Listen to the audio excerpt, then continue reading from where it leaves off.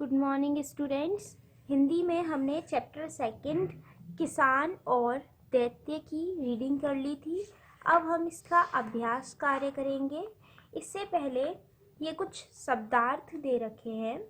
इन शब्दार्थ में इस चैप्टर में जो कुछ टफ वर्ड्स आए थे उनकी मीनिंग दे रखी है। जैसे दिन भर, दिन भर मीन्स होता है सारा दिन। Throw out the day.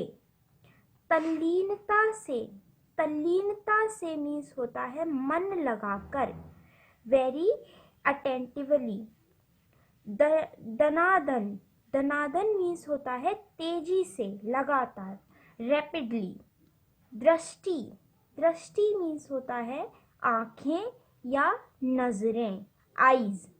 विशालकाय, विशालकाय मीन्स होता है बहुत लंबा चौड़ा, वेरी हग।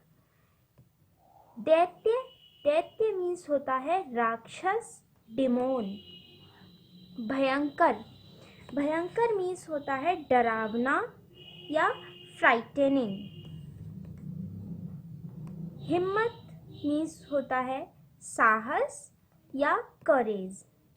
दया निधान, दया निधान मीन्स होता है दया का भंडार, जीनरस। इन शब्दार्थ को आपको लर्न करना है और अपनी नोटबुक पर लिखना है। अब अभ्यास कार्य पर आते हैं। सबसे पहले निम्नलिखित प्रश्नों के उत्तर लिखिए। ये जो प्रश्न दे रखे हैं इनके उत्तर करने हैं, तो इसके आपको पिक सेंड हो जाएगी, उसमें से आपको ये अपनी नोटबुक पर करने होंगे।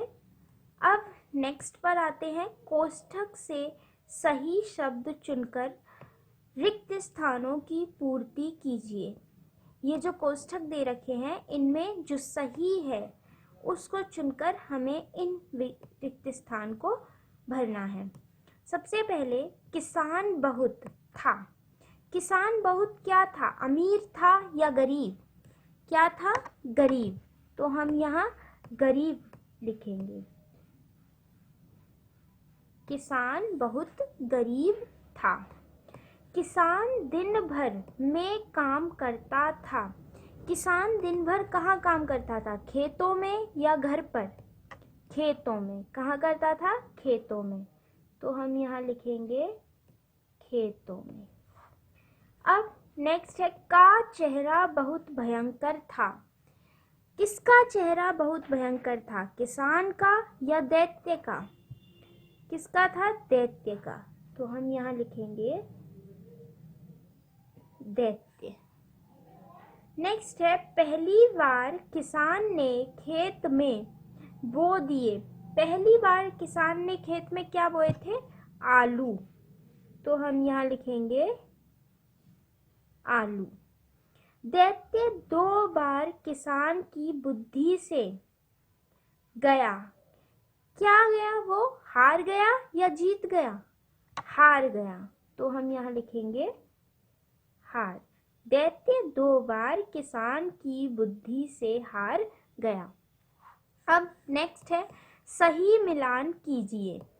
इसमें इन लाइंस को इन लाइन से मिलान करना है। किसान गरीब था और किसी तरह अपनी गुजर बसर कर रहा था। तो हम इससे मिलाएंगे। अचानक किसान को लगा कि क्या लगा उसे?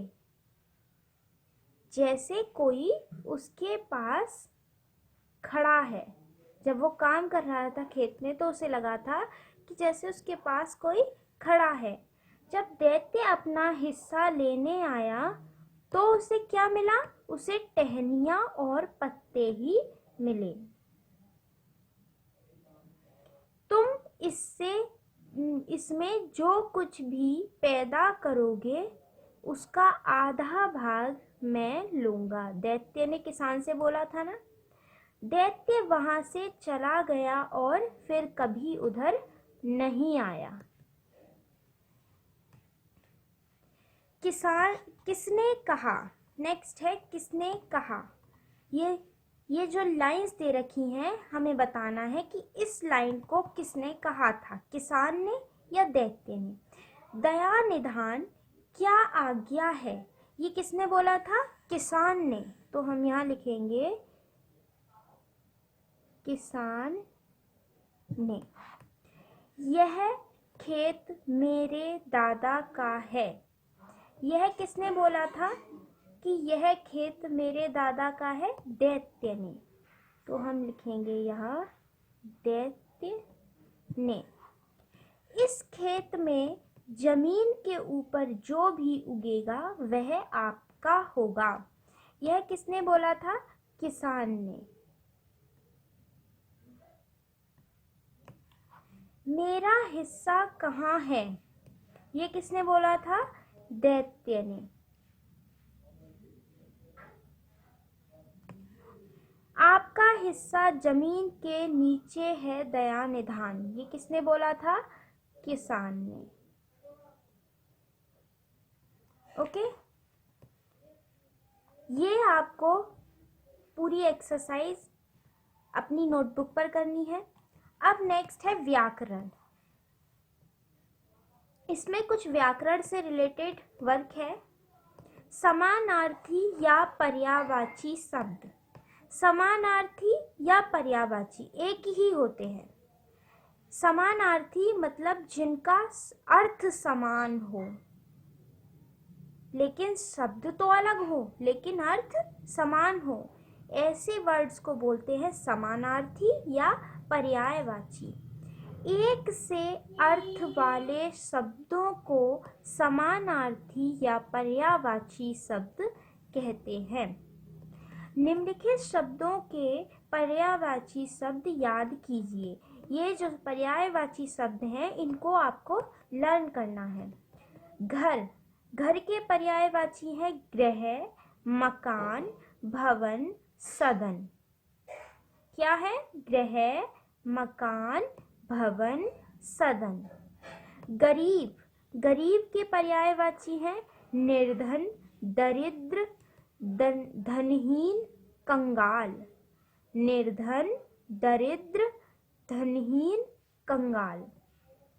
खुशी, खुशी के पर्यायवाची है प्रसन्नता, हर्ष, उल्लास, उमंग।